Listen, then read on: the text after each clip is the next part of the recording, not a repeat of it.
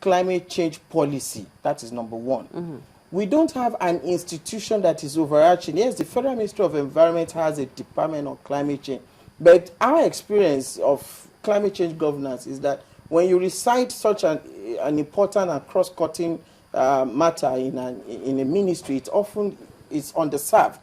So we have advocated for a National Climate Change Commission to be decided at the presidency, with the vice president as the chair of that commission, so that it can have the power that it needs to coordinate, because climate change issue is cross-cutting, it crosses across several sectors of the society, of the country. So what we do not have, I mean, the bill was passed at the National Assembly. It went to Mr. President. It stayed there for over a year, and then that regime expired, and it went back to the National Assembly. Now the National Assembly is trying to pass it again. Perhaps it goes back to the President. We need people who have the ears of Mr. President to let him know that Nigeria's economy is climate dependent.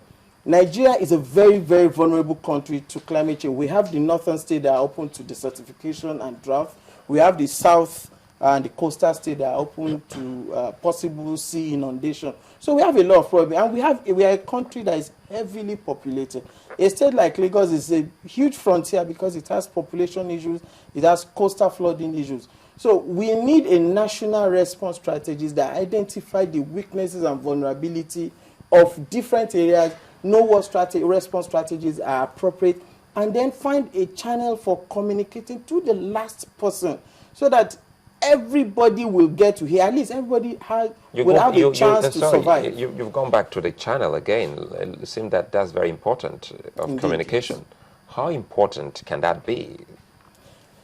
Everything that we do becomes to null if we do not have a proper channel for communication. If this warning that NEMA has come up with, perhaps with the support of the electricity holding company, maybe 20% of the society hears it. And that's not enough. That's definitely not enough. Perhaps those who are most vulnerable, those in urban poor communities, those who are in the rural communities, will not have heard this announcement. And even when they do they know what to do? If I live in a community and I hear this information, do I know what to do with it? Do I know how to interpret it? So these are the things when we say we need to have a proper channel from village head to the last person in the village. How do they manage information? What do we expect this information to generate? Is it to elicit panic, or is it to empower people to act and to know what to do and to know how to be there for the next person? This is the kind of thing that is not yet there. When we do have possibility of disasters, how do people react? How can they not, how can they be help and not hindrance, to help? This we have not trained our communities. We have not even those of us in the cities have this kind of What body do you think should be responsible for that kind of job? Well, NEMA is the coordinating body, and that is fair enough that NEMA is the coordinating body. And of course, within their operation strategy, they coordinate several other agencies. But what we are having here is that NEMA can come here and defend whatever arrangement they have with the federal government in terms of provisions. Yes, that's what you expect of civil servants. But we as the people of Nigeria know that we are being underserved. We know that NEMA is not empowered enough to deliver on its responsibility. So what you're asking is that NEMA also be proactive. It would seem that what we've seen NEMA do over the years is being reactive, and that even though this particular warning is an attempt to be proactive on their part, you also think it's not sufficient? Yes, it's not sufficient. It's not like NEMA has been sleeping through the year. They have been going to do, but you see, what we are saying is that we don't just want to have programs.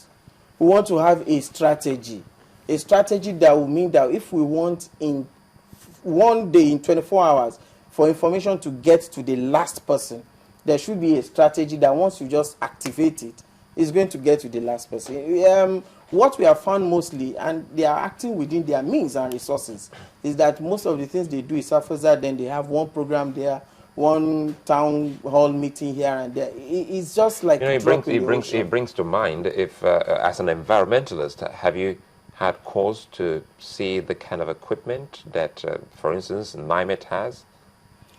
Well, NIMET is able to a good extent to, for instance, they are not working alone. They are working with a network of international meteorological agencies. And they are not the only ones who watch the weather in Lagos. We have, Nigeria. Just in VIA here, we have Naoma that is doing the same thing. We have the Nigerian Navy. So there are a whole lot of organizations working together. For Lagos State government have included communities in helping to keep track of, the weather. So we used to have, in those days in the schools, we have wind vane, you have all this small enlightenment about watching the weather and being able to pass on information. So all of these form part of what we call a proper early warning system. What we do not have, which NIMET does not have, which NEMA does not have, is that we are not able to say that come tomorrow, when Hurricane Sandy was visiting, the Americans could say when it will hit ground in DC, in New York, in New Jersey. They could tell you almost to the minute. Now, such we do not have yet. We have satellites, for instance, that we have launched. We spent, millions of dollars, if not billions, putting satellites in the space. But it's not been able to help us. Look at the 2012 flooding.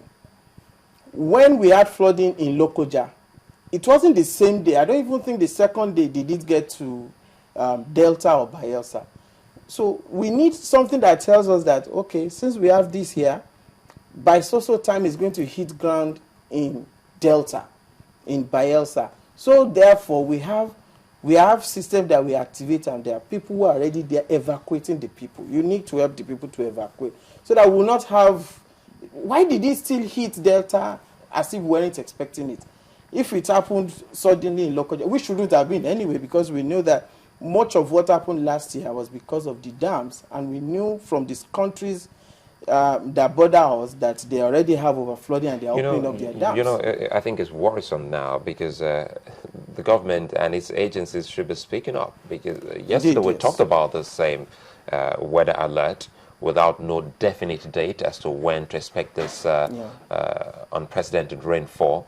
And now you just hit it, that we don't have the equipment that can show for precision when that particular unfortunately, will it occur. Yeah, unfortunately, when you watch, for instance, when you watch maybe CNN or some of this internet, you see they can actually trace it, the movement. The movement, yes, but we do not have such, because it is until you're able to predict then that you're able to manage people, manage information. Otherwise, you just throw panic into the system, and people may be, but there are some other fundamental challenges here, because look at the agencies that exist already.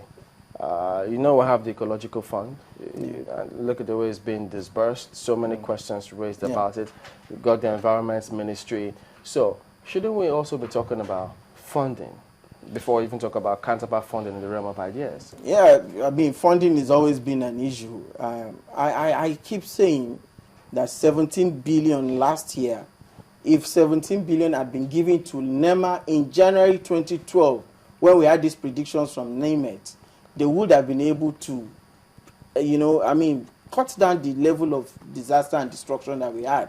If the same support had been given probably through the Ministry of Agri, then perhaps we would have had early harvesting, so that the farmers who lost most of their harvest wouldn't have, so there is a lot of dimension, to this. So money is a big issue. Right now, the Federal Ministry of Environment is one of the least funded ministries as we speak. So you cannot expect them to do much.